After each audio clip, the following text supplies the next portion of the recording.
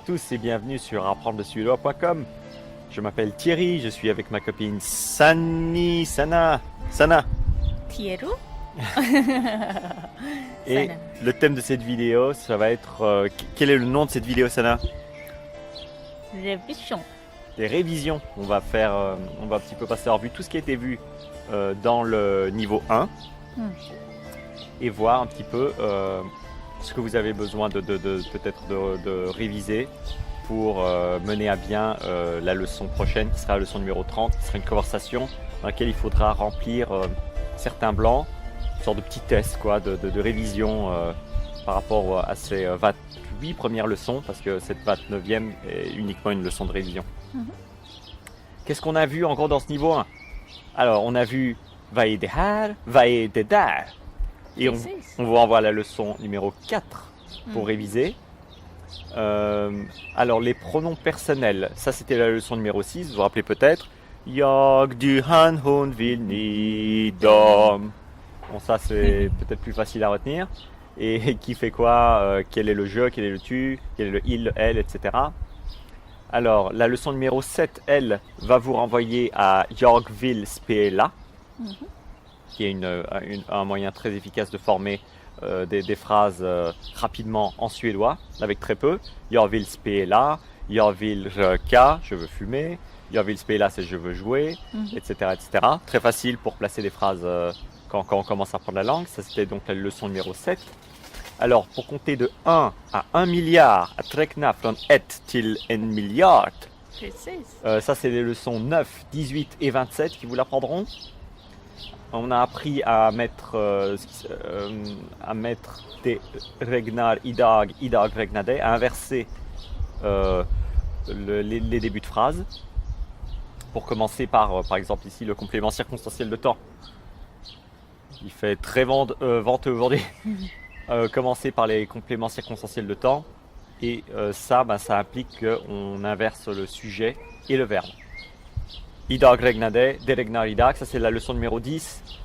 On a appris à former le présent avec deux règles assez simples de verbes réguliers. Ça c'est la leçon numéro 12 et la leçon numéro 13. Jag öppnar dörren. Pardon. Jag läser en bok. Yeah. Leçon numéro 12, leçon numéro 13. Alors, former des questions faciles, heter han zlatan, c'est la leçon numéro 14. Savoir former des phrases avec des prépositions simples de type i och på, c'est la leçon numéro 16. Vi sitter i bilen, nous sommes assis dans la voiture. Et vi sitter på bilen, nous sommes assis sur la voiture. C'est pas la même chose. Cette leçon nous le rappelle. Alors, on a appris les jours de la semaine et les mois de l'année. Ça, c'est la leçon numéro 11 pour les jours de la semaine. Leçon numéro 17 pour les mois de l'année. On a appris quelques règles très importantes pour savoir former des pluriels. C'est les leçons numéro 22, 23 et 24. Très facile. Si on suit certaines règles de former des pluriels en suédois. En skola, skolor. Yeah. Pourquoi? Parce que c'est un mot en en skola, qui se termine par un A et l'inflexion est sur la première syllabe et pas la seconde. En skola, donc on ajoutera terminaison ur. En skola, skolor. Toutes ces révisions sont bien sûr disponibles dans les leçons 22, 23 et 24. On a appris l'article défini avec en book, boken, ça c'est la leçon numéro 5. En book, c'est un livre, boken. Donc la terminaison en book qui s'est rattachée à la fin du mot boken, c'est le livre. C'est la leçon numéro 5 qui vous l'apprend. Et la leçon numéro 26 vous apprend à former des sujets... à former des pluriels à l'article défini. Blommorna. Blommor.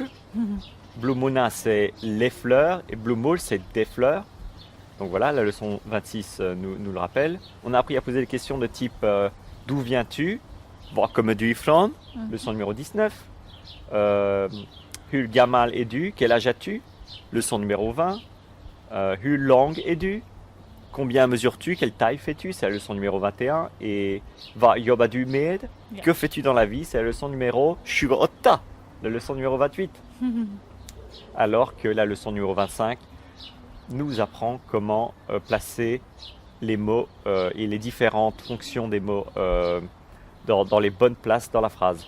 Jag vill inte spela fotboll nu. Voilà. Et pas jag vill spela inte fotboll nu. Tout ça, on l'apprend dans la leçon 25 notamment.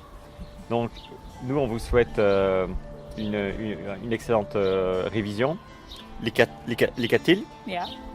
Precies. Et la prochaine vidéo, ce sera une conversation qui vous permettra de tester un petit peu ce que vous avez appris durant ce niveau 1. Vous allez voir que c'est peut-être pas aussi difficile que vous pensiez que ça allait être au début. Et pourtant, vous avez déjà fait du chemin. Grattis för att ni tittade på alla videos. Ja, bra jobbat. Félicitations pour nous avoir suivis jusqu'ici. Ça fait déjà 29 leçons. La leçon 30, elle est presque déjà acquise. Et croyez-moi, en moins de temps qu'il vous le faut pour le dire, vous arriverez à parler couramment suédois. Ça va arriver très vite. Donc récompensez-vous et on vous souhaite bonne chance pour le test. Lycka-till. Allez, on vous dit au revoir. Passez une excellente journée et à très bientôt. Hej då! Au revoir.